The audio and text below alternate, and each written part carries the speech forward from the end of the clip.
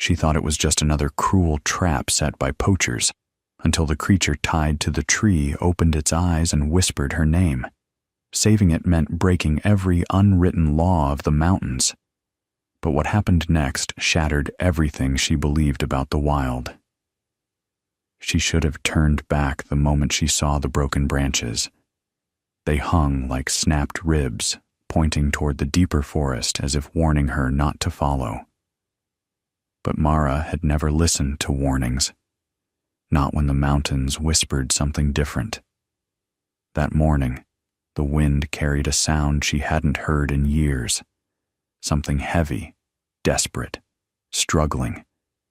She told herself it was probably just a trapped elk, but in her chest, something old stirred, something she didn't want to name just yet.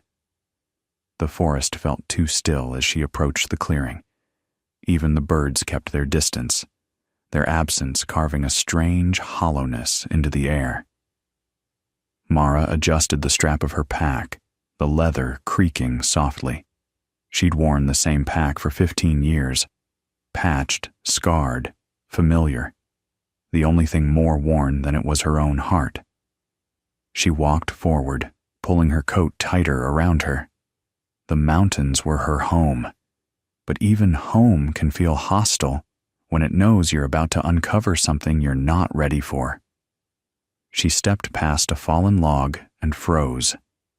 At first, she thought the shape by the tree was a man, broad shoulders, massive torso, limbs dangling unnaturally. Then she saw the fur. Thick, matted, darker than shadow.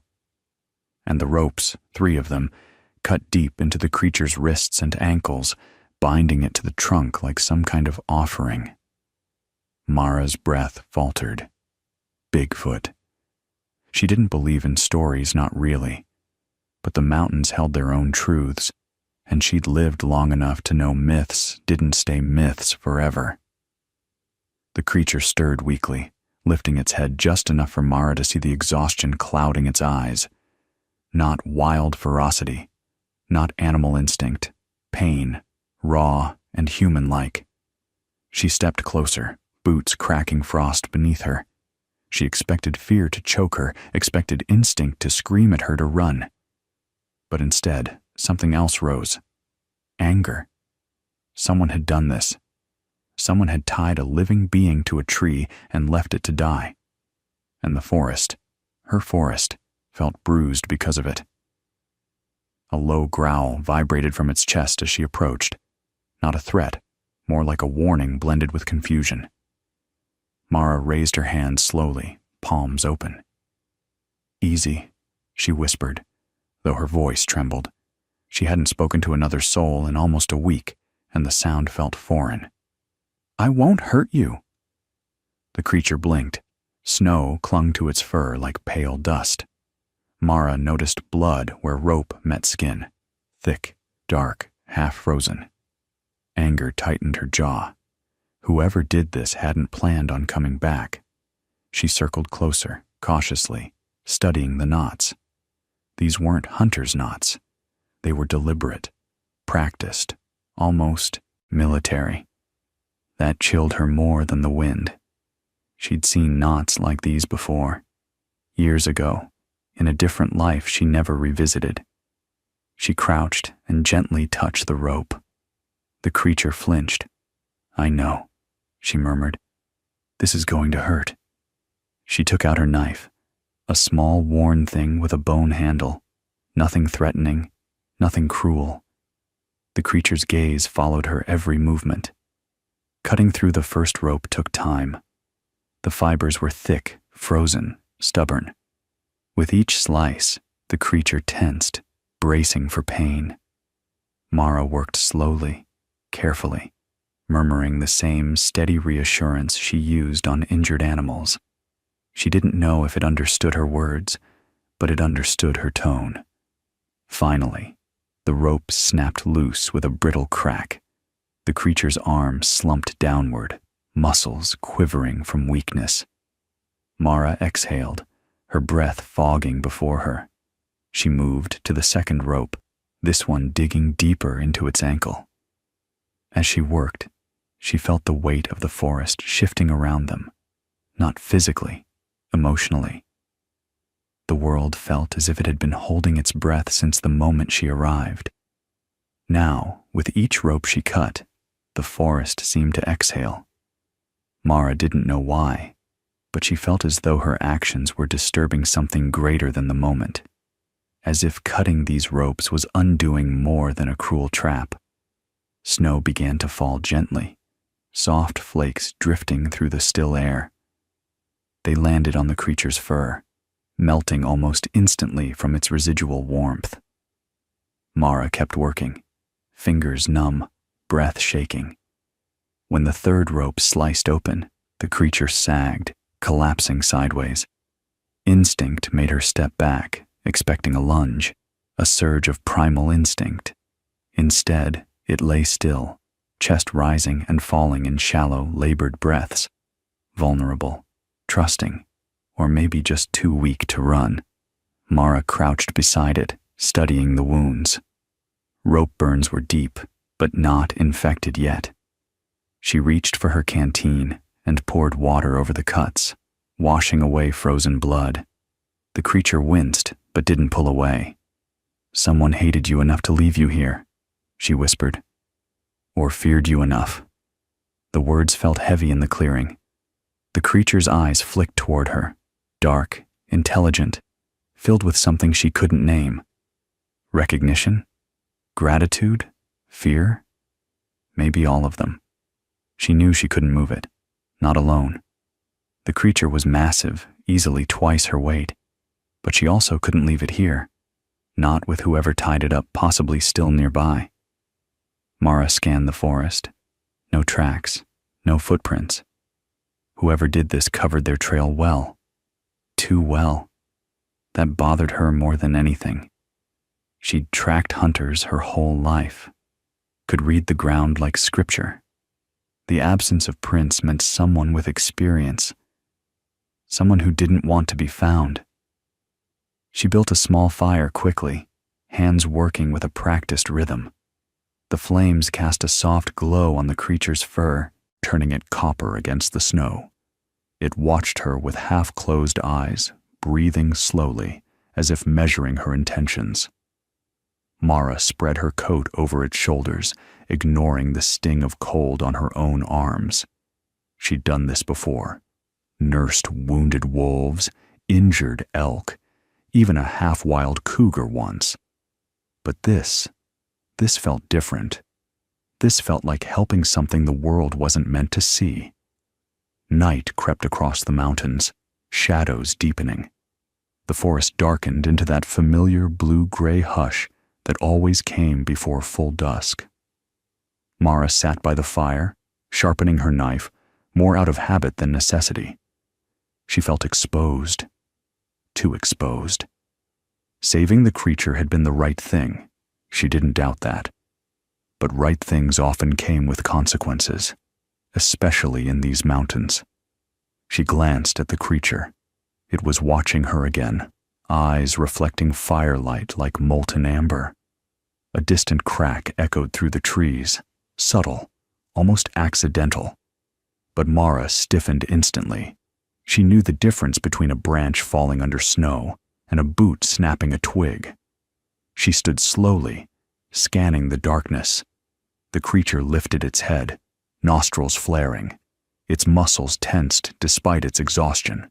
Fear flashed across its eyes, raw, instinctive. Mara felt her stomach tighten. Whoever had tied it up might be coming back. She stepped closer to the creature and whispered, "I won't let them hurt you again." She didn't know why she said it, didn't know why she felt such fierce protectiveness. Maybe because she recognized that same fear in its eyes, the fear of being hunted, cornered, overpowered. She'd felt that herself once, years ago. She pushed the memory away and tightened her grip on her knife. The fire crackled softly, the only light in the darkening clearing. Minutes passed in thick silence, broken only by the wind brushing through pine needles.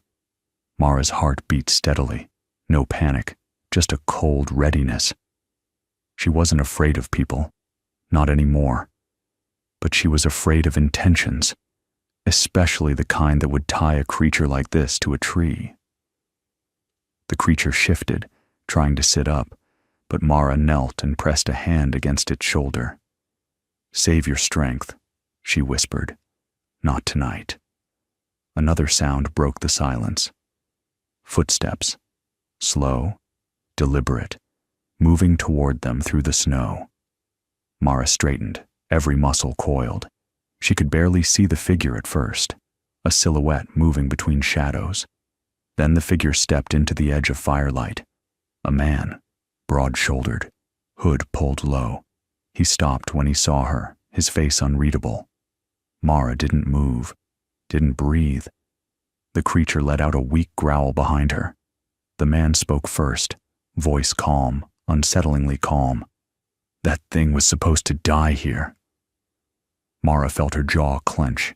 She stepped slightly to the side, positioning herself between him and the creature. "Not tonight," she said softly.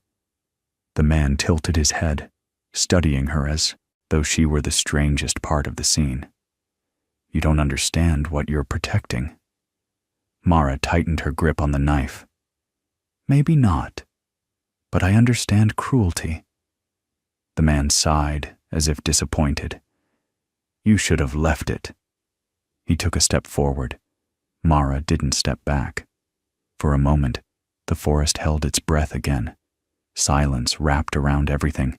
The fire, the snow, the creature's labored breathing. Mara felt something shift inside her, a decision, a line drawn. She would protect the creature.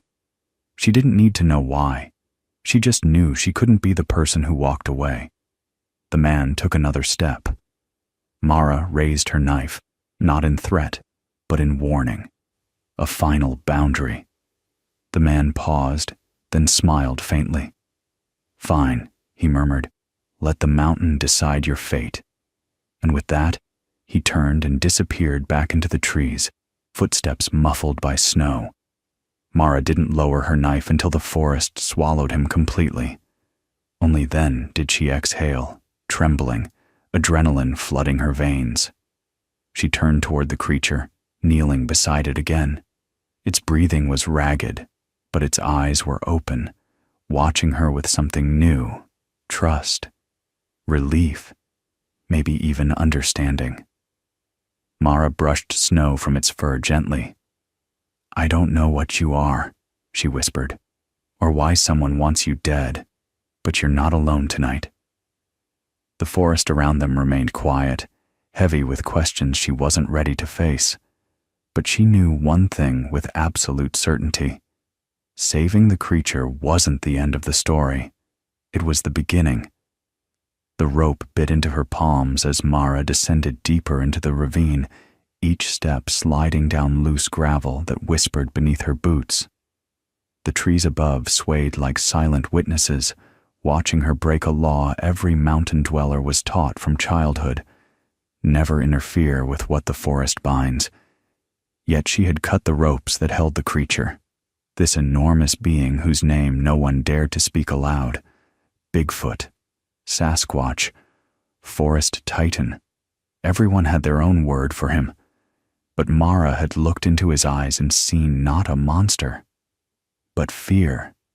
And somehow, that fear pulled her farther now.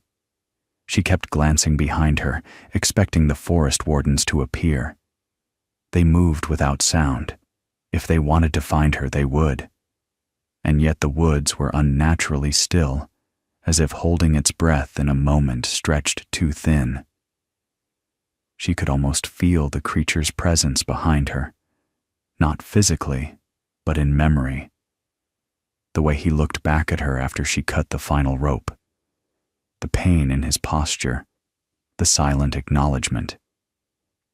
She didn't know if he followed her or vanished into the darkness, but she felt watched, not with hostility, but with something older and deeper. By the time she reached the riverbed, The day's light faded into a cold blue dusk. The water rushed louder here, echoing through the stone walls like a warning. Her cabin lay several miles upstream, and every instinct screamed to go there, bar the door, and pretend this day never happened. But she couldn't. Not when she'd seen the state he was in. Someone, some group, had bound him with iron shackles. Iron wasn't a hunter's tool. It was something else, something organized. And they had been close. Too close. They could return any time. Maybe they already were. Mara knelt by the river, letting the icy water cool her trembling hands. The truth crawled beneath her skin. If someone had wanted to catch him alive, that meant they wanted him for a purpose, a terrible one. Growing up in the mountains, she had heard stories in hushed whispers, men from the cities, funded by unknown powers, searching for proof, for trophies, for weapons. She always dismissed them as myths, meant to keep children indoors after dark. Now, she wasn't so sure. She had cut through ropes thick as her wrist. Those weren't tools of folklore. They were real. Her backpack weighed heavily, not from gear, but from guilt. She should have walked away, she told herself. She should have obeyed the unwritten laws. But ever since she was little, she couldn't turn from suffering, not when she could stop it. Her father once told her, "Mountain life demands neutrality. When you interfere, the mountain marks you." She wondered if that mark was already on her skin. She hadn't felt it yet, but something in the air, thicker, colder, almost electric, told her she would, sooner rather than later.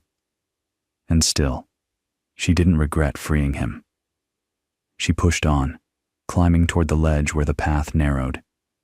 The first distant howl stopped her heart. It wasn't the creature.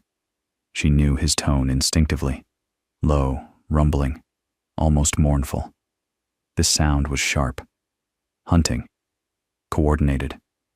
Wolves. But their presence here was rare. They avoided the ravine. Tonight, however, they raced through the dark like spirits unleashed. Something had disturbed the natural balance, something bigger than her intervention, and the wolves weren't chasing prey. They were fleeing. That realization tightened her chest. Predators only ran when a greater predator arrived. A branch cracked somewhere above. Then silence. Mara crouched, listening. Mountain silence was never truly silent. It hummed with the breath of stone and the rustle of pines. But this was hollow. The birds had stopped. The insects, even the river felt quieter. The woods were waiting. For what? She wasn't sure she wanted to know. She reached for the small hatchet strapped to her pack, fingers brushing the worn handle. Not much protection, but enough to feel less bare. She wasn't prey. Not yet. She wouldn't allow herself to be. Footsteps approached, heavy ones, slow and deliberate. Not human, but not quite animal either. Each step landed with weight that echoed through the soil. Mara pressed herself against the rock wall, pulse climbing. Whatever approached moved upright. She could hear the faint drag of its arms brushing foliage. She didn't breathe. It grew closer, 5 steps away, then 4, then 3, and then nothing. A long exhale, almost like a sigh, drifted through the air. Recognition stirred in her. Not dangerous, alert, but gentle. The sound she had heard earlier, the deep, rumbling ache. It was him. He stepped into view, massive form outlined against the moonlight breaking through the treetops. His fur still matted with dried blood, but his posture steadier now. He watched her, head tilted, as if waiting for her to run. When she didn't, he let out a soft grunt, a questioning sound. Mara forced a breath. "You're hurt," she whispered, though she knew he didn't understand words, but he understood tone. He lowered himself slowly, revealing the wound along his ribs. Someone had cut deep, too clean to be from an animal. A blade, a human blade. She approached him cautiously, each step measured, deliberate. The wound, angry, red, and inflamed, reached nearly a foot across his side. She couldn't imagine the strength it took for him to walk, let alone track her. The fact he followed her wasn't aggression. It was trust, or maybe desperation. She knelt, pulled her water flask, and gently poured it over the wound. He flinched, but didn't pull away. That alone told her everything. He had allowed himself to become vulnerable before her. In mountain terms, that was sacred. A bond, whether she wanted it or not. Mara wrapped the wound with strips torn from her spare shirt, working quickly as his breaths deepened with pain. Her fingers shook, not from fear of him, but from fear of what hunted him. "Who did this to you?" she murmured, though she knew he couldn't answer. Still, his eyes softened, as if he understood the question enough to hold the weight of it. A distant noise cracked through the forest again, a metallic clank. Not wolves, not animals, something human, too close for comfort. His body tensed instantly, muscles coiling like steel cables. Without warning, he grabbed her coat with surprising gentleness and tugged her toward the shadows. She resisted on instinct, but the urgency in his eyes was unmistakable. He wasn't trying to flee. He was trying to hide her. Something, or someone, was coming. She let him guide her into a narrow gap between boulders. His massive body shielded the entrance, blocking her from view. She pressed against the stone, trying to steady her breath. Then she heard it clearly. Boots crunching dry leaves. More than one pair. 3, 4, maybe 5. Voices followed, low, harsh, irritated. He broke the restraints. No way he got far. The bleeding alone should have slowed him. Find the woman, too, she interfered. Mara's blood froze. They knew. That meant someone had seen her, or tracked her, or planned for her. The realization struck hard. She wasn't a random witness. They expected her involvement. But why? She didn't recognize the voices. They weren't locals. Mountain folk didn't use chains and iron, and they certainly didn't talk about search parameters the way these men did. The creature stayed unbelievably still, barely breathing, though every instinct in him likely screamed to fight. His restraint impressed her. He could have torn through them easily, even injured. But he didn't. He stayed silent, protecting her. The men continued moving along the riverbank, flashlights slicing through the night. One beam passed dangerously close to the gap. Mara pressed her hand over her mouth. Her heartbeat hammered so loudly she wondered if they could hear it. After what felt like ages, the men drifted farther down the ravine, their voices fading into the dark. When silence returned, the creature relaxed slightly, allowing Mara to step out. She didn't speak immediately. Her mind raced. They weren't hunters, not researchers, not locals. They were something else entirely, and they wanted him alive, which meant they were coming back with reinforcements. She looked at him. His breathing was shallow, but his eyes were alert, watching her. She realized then that their fates had intertwined the moment she cut him loose. Whether she liked it or not, she was now part of whatever war he had been dragged into. "We need to move," she whispered. He nodded, not exactly like a human would, but with an unmistakable understanding. She motioned toward the northern ridge. There, a hidden crevice led into a network of caves she used as emergency shelters during harsh winters. Few knew of it. None of the men chasing them would. The creature stood slowly, grimacing at the pull of his wound.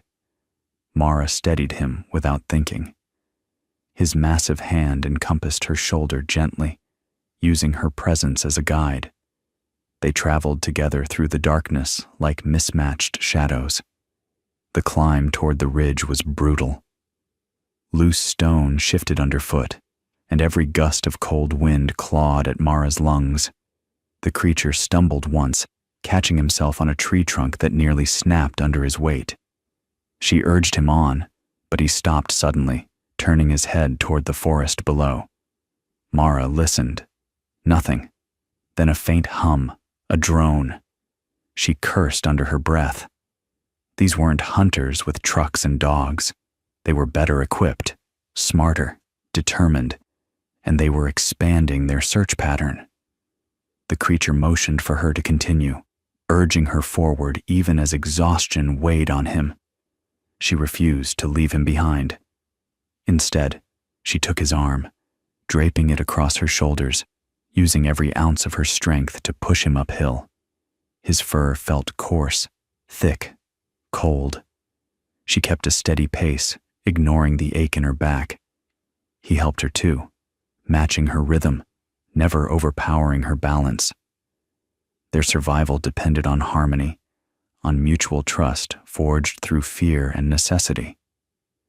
Finally, they reached the narrow crevice, half hidden behind dense evergreen.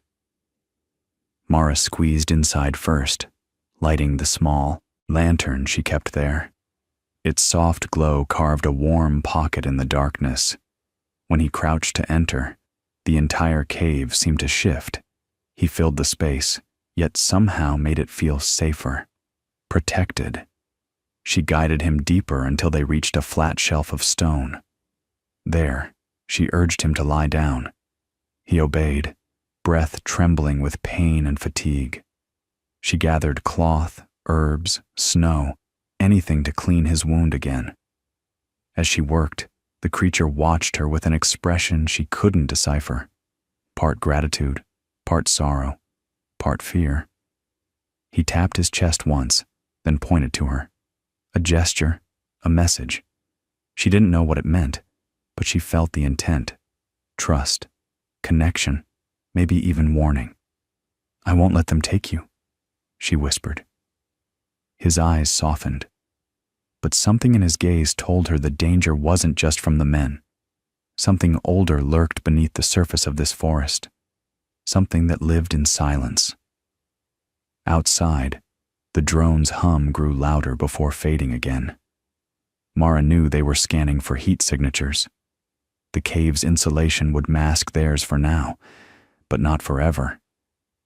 She listened to the forest, its rhythm still unnatural. Even the wind felt anxious, spiraling through the treetops in uneven patterns. "Why were they after you?" she murmured. He closed his eyes as if remembering something haunting. His entire body shuddered.